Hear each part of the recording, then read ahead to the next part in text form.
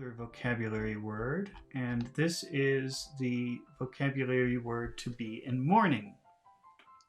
Now, this is not morning like the sun comes up, M-O-R-N-I-N-G. This is mourning with a U, M-O-U-R-N-I-N-G.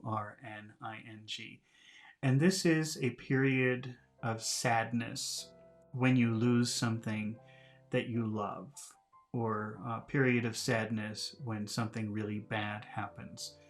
This is a word that you use when somebody dies, and maybe there's a period of time where you don't work, or you stay at home and you don't laugh and you don't joke. There's a period of time to be serious and feel sad because something you love is gone. Here's an example. When her grandmother died, Lucy was extremely sad for 3 months. It was a difficult time for her to work or concentrate. She didn't laugh or smile or participate in fun activities. But we can just say she was in mourning for 3 months. She was in mourning for 3 months. So for 3 months, she didn't talk to her friends, she didn't have fun, she didn't laugh, she didn't smile.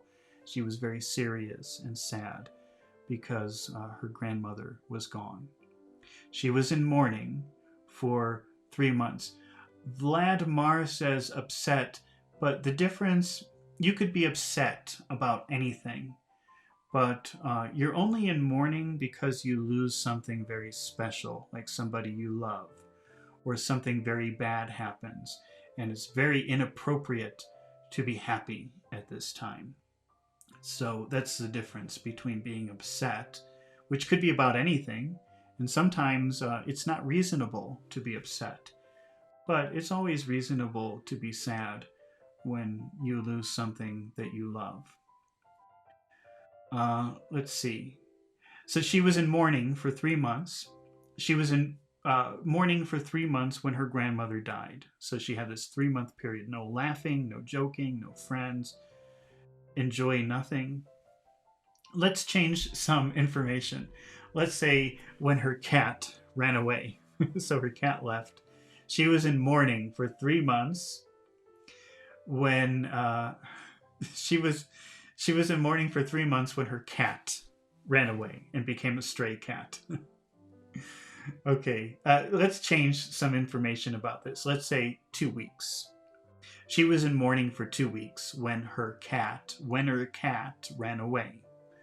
She was in mourning for 2 weeks when her cat ran away. So she felt very sad for 2 weeks because her cat left home and became a stray cat. Let's change something else. Let's say after the earthquake. She was in mourning for 2 weeks after the earthquake.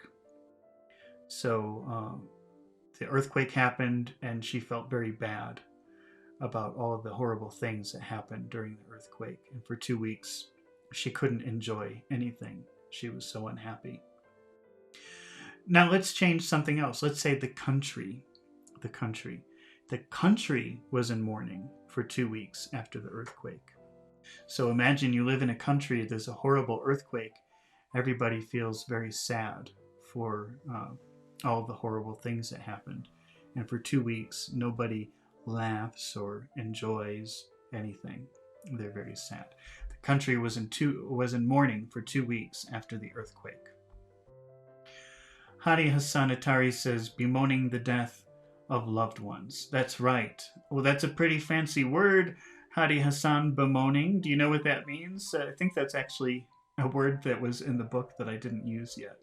We'll probably do it one of these days, but what do you think bemoaning means? What does moan mean? Can you answer that while I move on to the next phrasal verb? Let's see. Which is